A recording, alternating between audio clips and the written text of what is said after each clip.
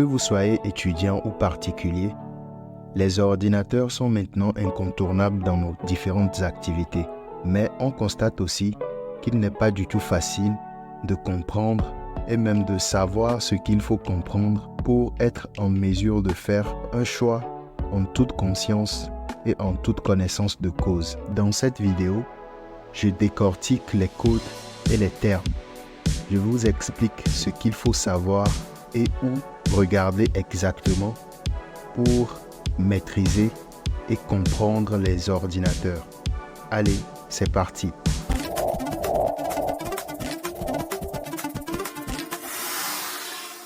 Pour bien structurer cette vidéo et la rendre vraiment explicite, elle sera donc divisée en deux parties. La première partie où j'explique les informations et ce qu'il faut vérifier et comprendre.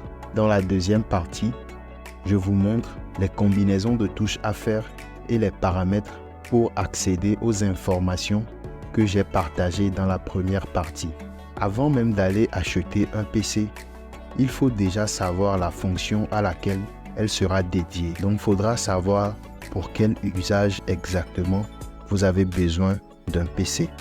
Surtout si vous avez un budget vraiment serré, ça ne servira à rien de galérer pour acheter un PC cher, or que vous auriez pu avoir un plus moins cher qui répondra exactement à vos attentes. Entrons donc maintenant dans le vif du sujet. Moi, personnellement, je divise ce vaste monde des PC en trois grands groupes et les utilisations que nous en faisons s'imbriquent bien dans ces trois grands groupes. Alors, on a le premier groupe des PC à fonction unique ou basique. C'est des PC qui sont très performants, mais sur une seule tâche.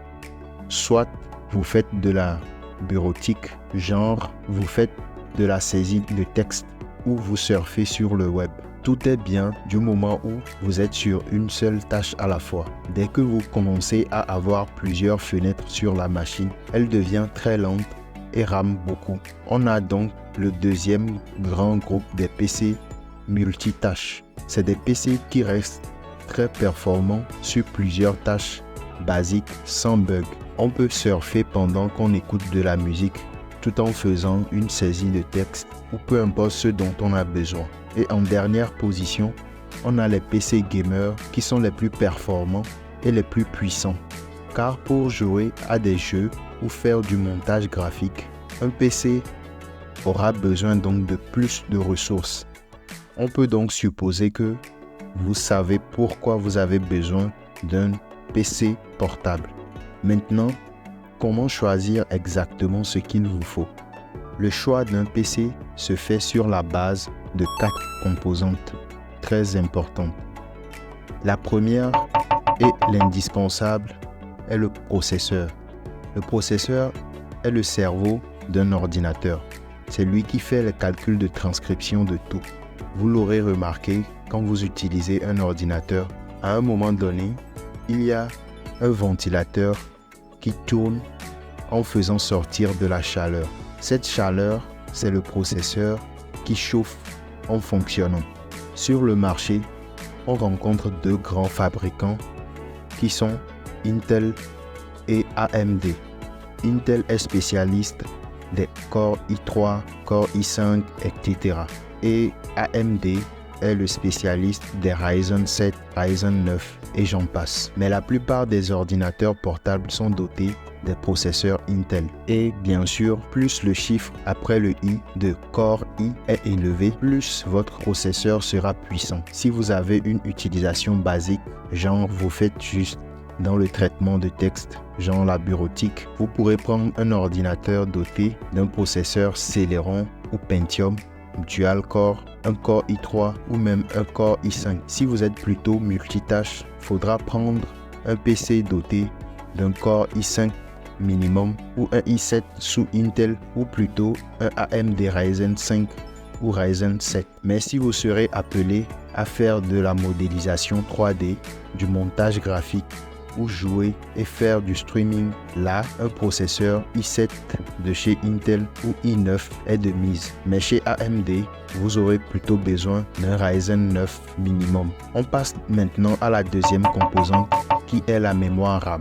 La mémoire vive, encore appelée mémoire instantanée. C'est elle qui permet de quitter une page et d'y revenir sans problème et sans bug. Elle garde en cache les données et les informations en instantané à mesure que le PC soit allumé. C'est-à-dire que cette mémoire sur laquelle l'utilisateur n'a aucun contrôle se vide directement dès que votre PC s'éteint. Donc, une bonne mémoire RAM vous évite les problèmes de bugs et confère à votre PC une bonne partie de sa puissance d'affichage. Ainsi, pour quelqu'un qui fait dans la bureautique, une RAM de 4 à 6 Go serait déjà bon. Pour le multitâche, par contre, un 6 Go ou 8 Go sera adéquat. Mais pour du gaming ou du montage, il faudra choisir un PC avec une RAM allant de 8 à 32 Go ou même si vous avez les moyens, un DDR4 qui est la nouvelle technologie sera juste wow. Aussi, il faudra plus opter pour un PC qui a 2 barrettes de RAM. C'est-à-dire pour un PC de 8 Go, mieux vaut avoir 4 plus 4 Go ou 6 plus 2 Go que d'avoir une seule barrette de 8 Go de RAM. Ainsi, le PC pourra dispatcher les fonctions entre les barrettes et avoir ainsi plus de fluidité. On passe donc directement à la troisième composante qui est le disque dur. Le disque dur, on peut dire que c'est la mémoire interne du PC. Il faudra préconiser un PC avec un disque dur SSD. La plupart des anciens PC sont dotés de disques durs HDD et c'est des disques durs lents à l'affichage. Les SSD sont plus petits, très rapides et très fluide. Donc, à vous de voir par rapport à vos besoins quel espace vous ira bien. De 128 Go à 1 Tera, à vous le choix. On en vient donc à la quatrième composante qui est la carte graphique. C'est la carte graphique qui gère tout ce qui est affichage des images sur l'écran. Et dans ce cas, on a deux types de PC, dont un avec carte graphique dédiée et l'autre sans carte graphique, mais doté d'un circuit graphique qui se base sur le processeur du PC. Pour un utilisateur classique à fonction basique, le circuit graphique serait déjà suffisant. Mais dès que vous passez dans le multitâche et le montage, un PC avec une mémoire vidéo dédiée serait de mise. Et le géant du marché des cartes graphiques est Nvidia. Donc il est plutôt bien d'avoir un PC qui est doté d'une carte graphique Nvidia. Maintenant qu'on a fait le tour des composantes à vérifier, il faudrait qu'on parle alors de comment retrouver les différentes informations sur ces dernières. Pour un PC neuf, toutes ces informations seront vérifiables sur la boîte ou la fiche se trouvant dans le carton du PC. Alors, il faudrait qu'on sache les combinaisons à faire pour un PC d'occasion ou déjà utilisé. Tout d'abord, allez dans les paramètres où vous faites la combinaison de touches Windows I. Allez dans Système et allez sur Information Système. Cliquez dessus et là, vous avez les informations sur la RAM et le processeur. Ici par exemple, on peut voir mémoire RAM installée 8 Go. Ici, on a le processeur. Et le processeur de ce PC est un Core i7. Des fois, c'est notifié sur l'étiquette collée au PC. Ici, vous pouvez remarquer 11 TH Gen Intel Core i7-1165G7. Le 11 TH ou 11 nous dit donc que ce PC est de la 11e génération. Des fois, c'est pas écrit, mais il faudra donc remarquer au niveau de Core i7, juste après le tiret, vous avez la génération. Donc si après le Core i7, on a 9210, alors ce PC est de la 9e génération. Et pour les autres chiffres et lettres, c'est le modèle du PC. Par exemple, ici, sur ce PC, c'est 65G7 et les 2.80 Hz sont le taux de rafraîchissement. La génération à laquelle appartient le PC est aussi très importante à vérifier, car elle est l'un des éléments qui vous dit si ce PC est doté des nouvelles normes et des nouvelles technologies. Ainsi, un PC Core i5 de la 10e génération sera plus performant qu'un PC iCore 5 de la 9e génération. Pour connaître donc la capacité de votre disque dur, vous cliquez sur l'explorateur de fichiers. Si vous ne l'avez pas sur l'écran, faites la combinaison de touches Windows X et vous cliquez sur explorateur de fichiers. Faites donc un clic droit sur ce PC et là vous avez les mémoires et leur capacité. Sur ce PC par exemple, on peut voir qu'on a une mémoire de 118 Go et une autre mémoire de 1 Tera, donc 1000 Go. Pour savoir si le PC est doté d'une carte graphique et savoir en même temps sa capacité, soit vous avez une étiquette NVIDIA collée sur la coque du PC, ou soit faudra aller dans le gestionnaire des tâches. Vous faites un clic gauche sur la barre des tâches et vous cliquez sur gestionnaire des tâches, ou soit vous faites la combinaison de touches Windows X et vous cliquez après sur gestionnaire des tâches. Une fois dans le gestionnaire des tâches, vous cliquez sur performance. Alors la carte graphique est notée GPU. Ici par exemple, on a deux cartes graphiques, une du circuit graphique donc intégré qui fonctionne grâce au processeur de la machine. C'est ça le GPU 0 et c'est Intel Iris Xe. Et la seconde carte graphique qui est GPU 1, c'est la carte graphique de Nvidia et c'est un GeForce MX. Nous voilà à la dernière partie de cette vidéo où je vous partage des conseils par rapport à mes expériences et les réalités.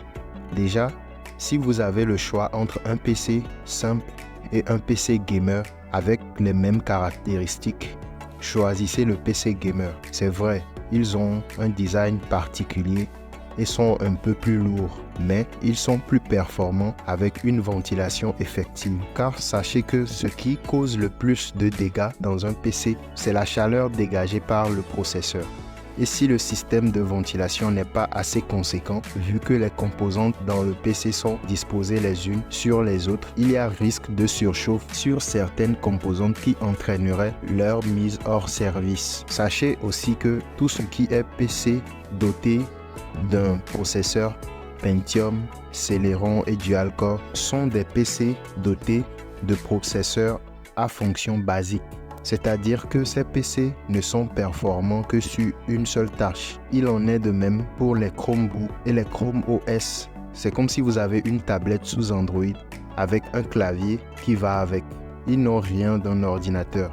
Et même les applications que vous allez télécharger ne seront pas des .exe, mais ça sera des applications Android, comme sur un téléphone Android ou une tablette. On peut aussi citer les PC tactiles et aussi les PC très slim. Pour une utilisation vraiment sérieuse, mieux vaut se passer de ces genres de PC, car ils n'ont rien sous le capot. Et pour ce qui est des marques, vous avez Asus qui a des PC vraiment très polyvalents. Vous avez aussi HP et Acer qui sont très performants. Ils ont des PC vraiment très puissants, comme Dell aussi. Lenovo surtout a des PC qualité-prix très raisonnables. Pour ce qui est des PC gamers, sachez que toutes les marques en ont, mais les géants dans ce domaine sont Razer et MSI. Voilà, donc on est à la fin de cette vidéo. Je vous invite à mettre un like pour me soutenir, et si c'est votre première fois sur cette chaîne, précipitez-vous de vous abonner, car ici j'explique, je montre des astuces, des techniques et je donne des conseils pour mieux utiliser les smartphones et les ordinateurs. Vous pourrez faire un tour sur la chaîne